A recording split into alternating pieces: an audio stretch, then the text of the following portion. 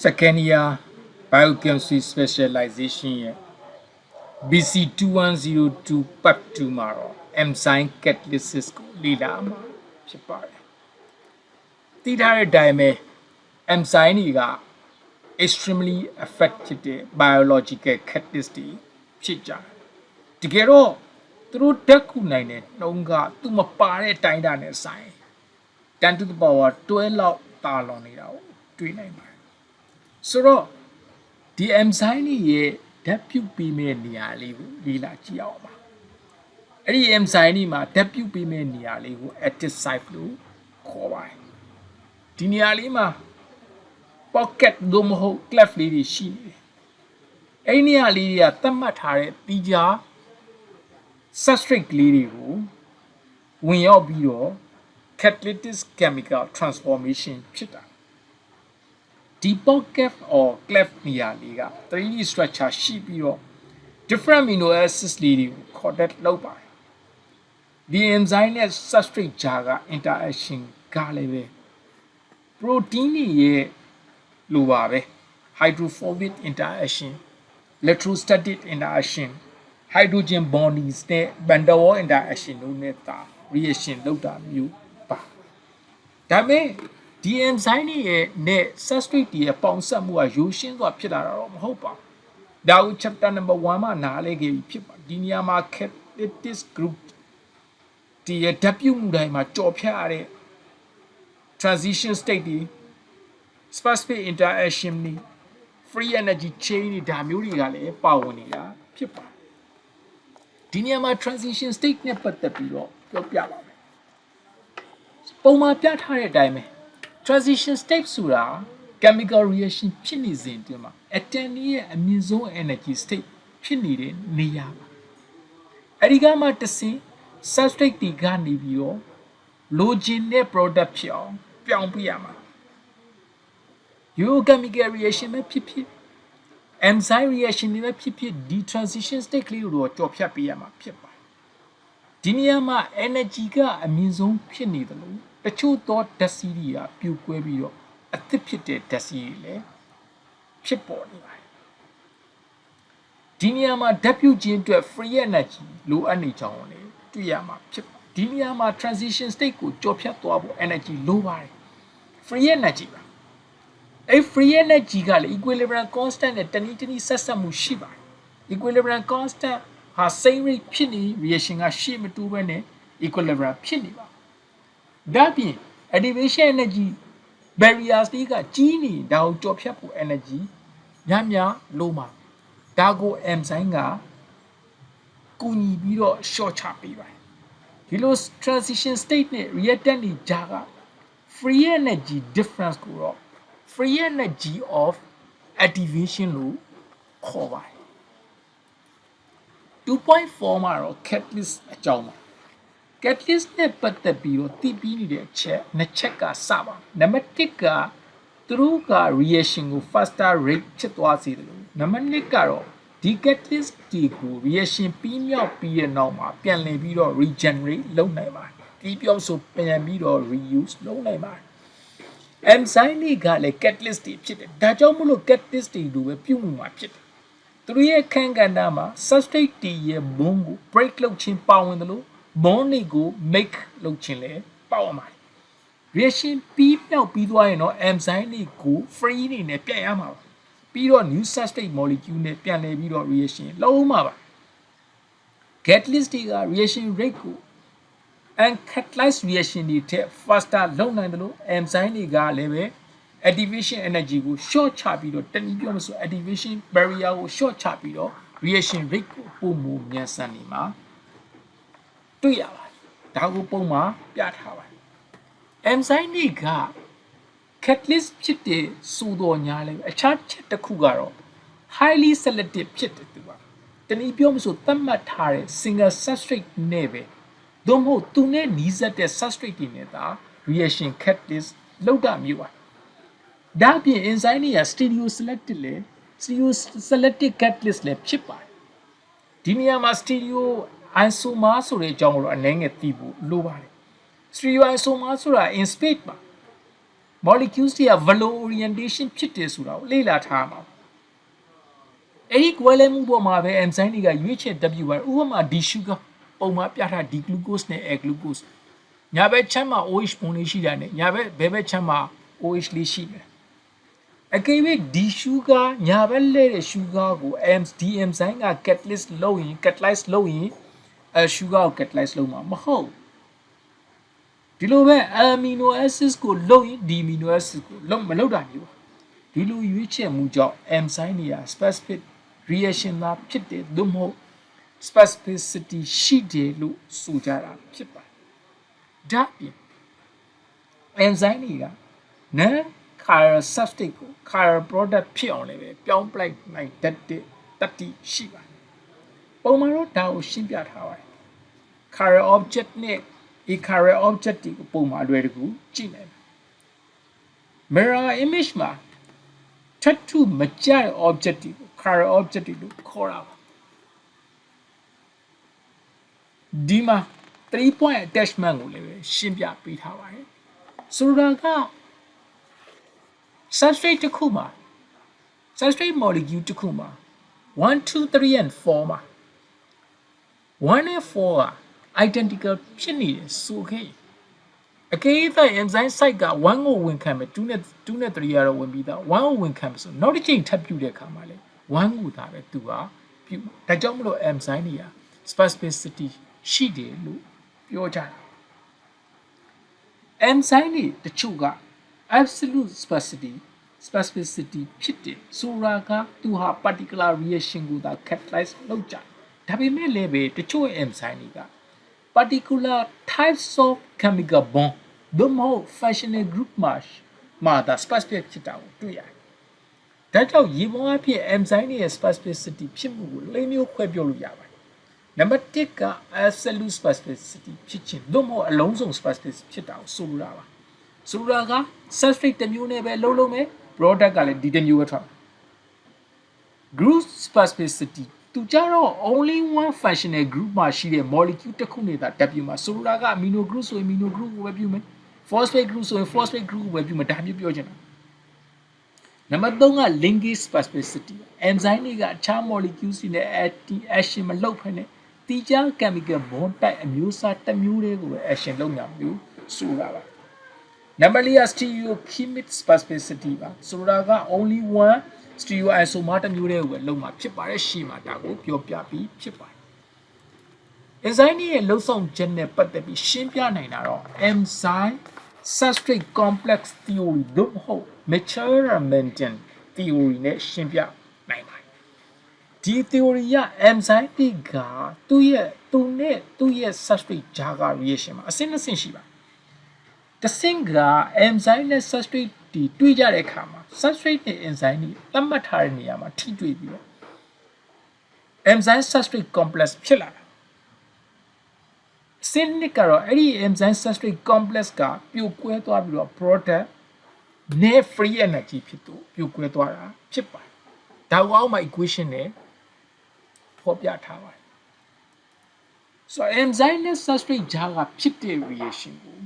visualize လုပ်နိုင်တာကတော့ Emil Fischer နဲ့ Fischer ရဲ့ Lawson key model ပါပဲ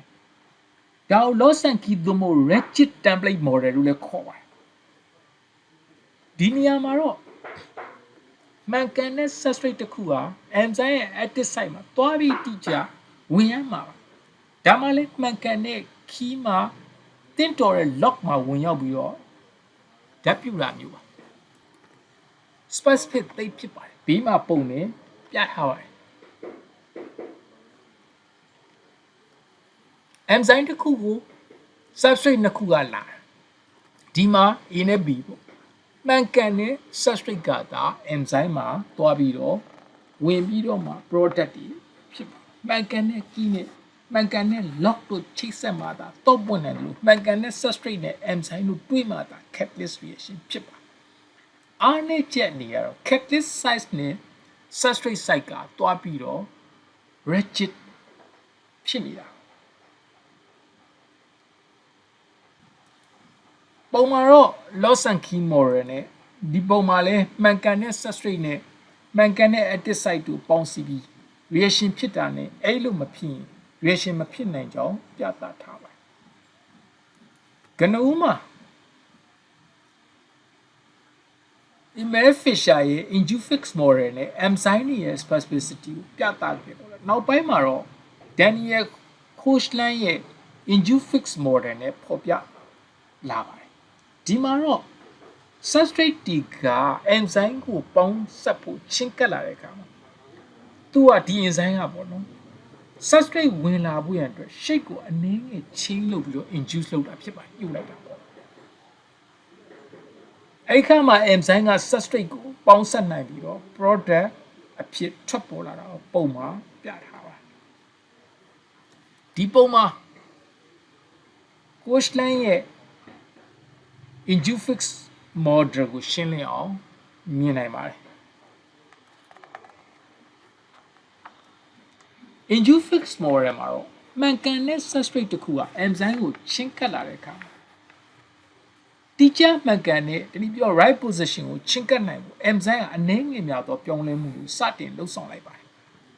ဒီနေရာမှာ enzyme ရဲ့ conformation နဲ့ chain ပေါ့သူပြောင်းလဲခြင်းဟာ substrate ရဲ့ bond လုံးမှာလားမလုံးဘူးလားပေါ်မှာလဲပြီးတွေ့နေပါသေးတယ် enzyme ရဲ့အနေကြီးများသောပြောင်းလဲခြင်းဟာ substrate ကိုပေါင်းစပ်ပြီးတော့ designer product ကိုရရှိမှာပါအကယ်၍ substrate က best substrate ဖြစ်နေခဲ့ရင်တော့ enzyme ကဒီလို conformation နဲ့ chain ကိုဖြစ်မှာမဟုတ်ပါဘူး for example enzyme hexokinase က adenosine triphosphate လို့ခေါ်တဲ့ ATP က phosphate ကို glucose ရဲ့ cis hydroxy group ပေါ်ကို transfer လုပ်တာ P လေးက H ပေါ်ကို transfer လုပ်တာ example မှာတော့ glucose ရဲ့ OH နေရာမှာ glucose ရဲ့ OH နေရာက H နေရာလေးကို ATP က phosphate ဝင်သွားအောင်လုပ်ပြီးတော့ ATP ကနေပြီးတော့ ADP လို့ခေါ်တဲ့ adenosine diphosphate ဖြစ်ပြောင်းတာဒီလိုပဲ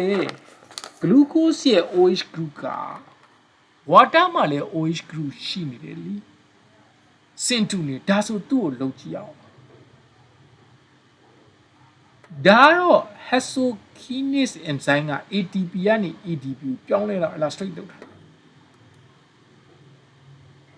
ဆိုတော့ glucose ရဲ့ OH group လေးကအစာ activity 2ရဲ့ water ရဲ့ H နဲ့အစာထိုးကြည့်လိုက်တယ်ထိုးကြည့်လိုက်တဲ့အခါမှာ glucose ရဲ့ transfer နှုန်းထားက water ထက် 10 to the power 5 တိုင်းလောက်ပိုမြန်နေတာတွေ့ရတယ်။ကောက်ချက်ဆွဲရရင် hexokinase enzyme က glucose molecule ရဲ့ OH နေရာမှာ phosphate ကိုဝင်ဖို့ induce လုပ်ပေးနိုင်တယ်။ water မှာတော့ဒီလိုနောက်ဆက်တွဲလှုပ်ဆောင်ချက်မရှိနေဘူး။ဒါပေမဲ့ reaction တော့ဖြစ်တယ်။ဒါဘာကိုပြသလဲဆိုရင် H2O က enzyme တွေ poor substrate ဖြစ်ပြီးတော့ဒီ enzyme ကလည်း conformational chain မလုပ်တာကိုသတ်တွေ့ရတယ်။ဒီနေရာမှာ unreactive conformation နဲ့ရှိတယ်လို့ reactive conformation ဒါဖြစ်ခဲ့မှဆို10 power 5 တိုင်းလောက်ပိုမြန်သွားမှာပါ။ပုံမှန်တော့ induce active ဖြစ်တဲ့ bad substrate နဲ့ active ဖြစ်တဲ့ active conformation ဖြစ်တဲ့ good substrate ကိုနှိုင်းယှဉ်ပြသထားတာဖြစ်ပါတယ် molecules တွေရဲ့ W မှုပေါ့အထူးသဖြင့်မတူညီတဲ့ molecules တွေကြားမှာ W တာမျိုးဖြစ်ဒါမှမဟုတ်တူညီတဲ့ molecule စိတ်ပိုင်းတွေကြားမှာပဲ W မှုလှုပ်ဆောင်တဲ့အခါစနစ်တကျလှုပ်ဆောင်ရပါတယ်အကြောင်းကတော့ molecules တွေက space ထဲမှာချင်းကပ်ကြတာဖြစ်ပြီးတစ်ခုနဲ့တစ်ခုကြားမှာတုတ်ပြန်မှုကခက်ခဲပါဒါပြင် free energy barrier ကိုလည်းကျော်ဖို့လိုပါတယ် entropy chain ကဒီ transition state formation နဲ့အတူတူလိုက်ပါနေပါသည်ဒီအခြေအနေကြောင့်two substrate ကအကယ်၍များ substrate နှစ်ခုက enzyme ရဲ့ active site ကိုဝင်လာတဲ့အခါမှာဒီမှာ reaction center ကစနစ်ကျတဲ့လှုပ်ဆောင်မှုတွေလှုပ်ဆောင်ရပါတယ်ဒီအခြေအနေကနောက်ထပ်လှုပ်ဆောင်မှုတွေကို short ချပြီးတော့ transition state ကိုချင်းကပ်ဖို့ရတယ်နေပါသွားပါတယ်အဲ့ဒီအခြေအနေမှာပဲ free energy of activation ကို short ချပြီးတော့ reaction ကို faster ဖြစ်သွားစေပါတယ်တကယ်တော့ဒီနေရာမှာ enzyme ရဲ့ active site ကလာတဲ့ substrate အသီးသီးနဲ့ active site ကလာတဲ့ substrate အသီးသီးနဲ့ organize လုပ်ဖို့ရှာဖွေရတယ်ဆိုတော့ဒီနေရာမှာဗျမ်းမတာဖြစ်လို့မရဘူး ဒါပေမဲ့လည်းပဲ substrate က organize လုပ်ဖို့လိုအပ်ချက်က binary free energy ကိုထုတ်ပေးပါတယ်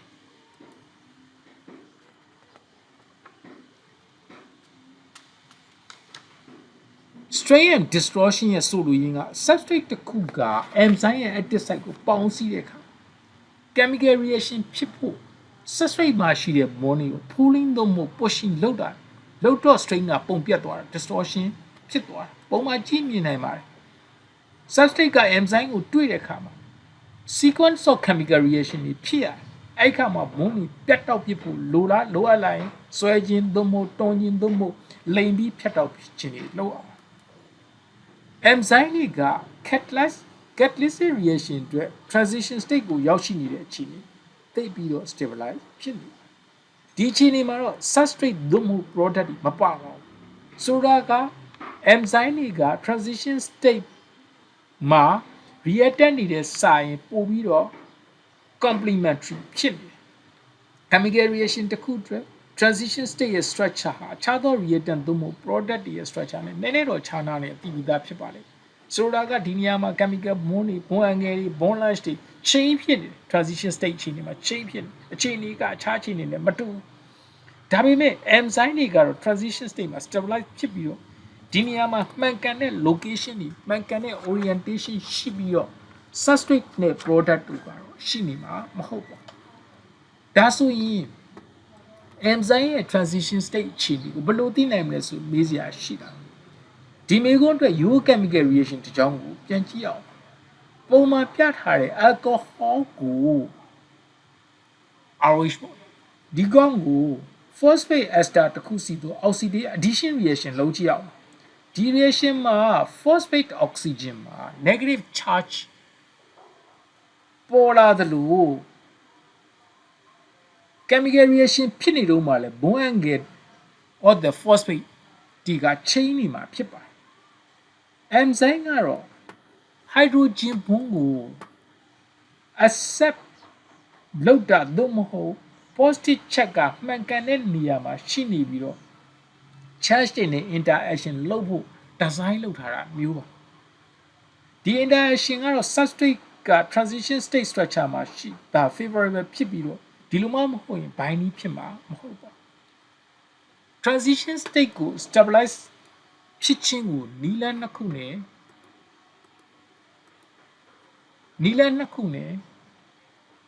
ပြောပြနိုင်ပါဒါကတော့ ground state မှာတဲ့ဆိုင်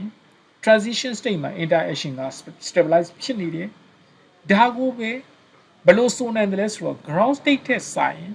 transition state မှာ enzyme တွေက more tightly bind ဖြစ်တတ်တဲ့သဘာဝရှိပါတယ်ဒီလို more tightly bind ဖြစ်တဲ့သဘာဝကြောင့် transition state analogs ပေါ်လာတာဖြစ်ပါတယ်ဆိုတော့ transition state analog ဆိုတာ specific chemical reaction တွေအတွက် transition state နဲ့တူအောင် design လုပ်ထားတာပါ enzyme တွေက reaction ရဲ့ transition state ကိုရောက်ရင် molecules တွေတိဆောက်ဖို့သူဟာ tightly bind လုပ်ကြပါတော့တယ်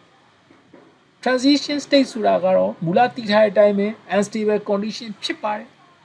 ဒီနေရာမှာ stable မဖြစ်နိုင်ပါဘူးဒါကြောင့်မို့ဒီနေရာမှာ stable analog ဖြစ်အောင်ဖန်တီးယူတာပါ enzyme တွေကလည်းဒီနေရာမှာ highly bind လုပ်ပါတယ်ဒါက affected drug တွေကို synthesis လုပ်တဲ့နေရာမှာသိသုံးတဲ့ပါ for example HIV interaction ကို treat လုပ်တဲ့ protease inhibitors တွေဒီ concept နဲ့သုံးပါတယ်တကယ်တော့ transition state analog ဆိုတာ transition state နဲ့တူအောင်ဖန်တီးသွားတာပဲဖြစ်ပါတယ် reaction ပို့ပြီးတော့မြန်ဆန်အောင်လုပ်ပေးနိုင်တာဖြစ်ပါတယ်ကျေးဇူးတင်ပါတယ်ဒီမှာတော့ဒီအတွက်သုံးထားတဲ့ reference တွေကိုဖော်ပြပေးထားပါတယ်ဒါကို classroom မှာဖော်ပြပေးထားမှာဖြစ်ပါတယ်